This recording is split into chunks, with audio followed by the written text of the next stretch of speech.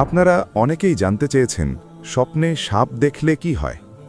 স্বপ্নে সাপ দেখা ইসলামী দৃষ্টিভঙ্গি ও করণীয়।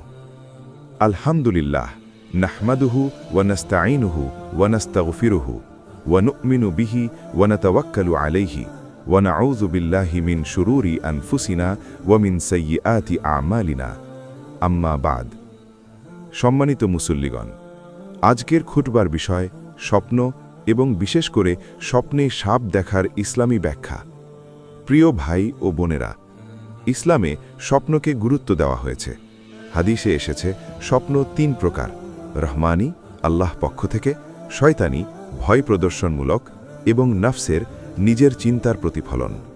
তাই সব স্বপ্ন একরকম নয় এবং সব স্বপ্নের ব্যাখ্যাও একই নয়। ইসলামী ঐতিহ্যে প্রখ্যাত স্বপ্ন ব্যাখ্যাকারী ইবনে সিরিন রাহিমাহুল্লাহ উল্লেখ করেছেন, স্বপ্নে সাপ সাধারণত শত্রু বা হিংসুক ব্যক্তির প্রতীক। যদি কেউ দেখে সাপ তাকে আক্রমণ করছে, তবে তা গোপন শত্রুর ইঙ্গিত হতে পারে। আর যদি দেখে সে সাপকে হত্যা করেছে, তবে তা শত্রুর ওপর বিজয়ের সুসংবাদ হতে পারে। প্রিয় মুসল্লিগণ, কুরআনুল করিমে আমরা দেখি মুসা আলাইহিসসালামের লাঠি আল্লাহর হুকুমে সাপে পরিণত হয়েছিল। আল্লাহ তাআলা বলেন, সূরা তহা 20:20, ফাইযা হিয়া হাইয়াতুন তাসআ। অতঃপর তা দ্রুতগামী সাপে পরিণত হল। এই আয়াত আমাদের শেখায়, যা ভয়ঙ্কর মনে হয় তাও আল্লাহ ইচ্ছাই নিয়ন্ত্রিত।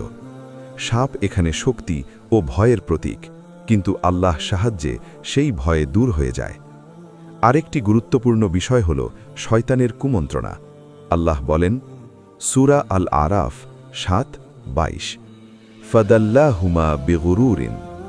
অতঃপর সে অর্থাৎ শয়তান প্রতারণার মাধ্যমে তাদের বিভ্রান্ত করল।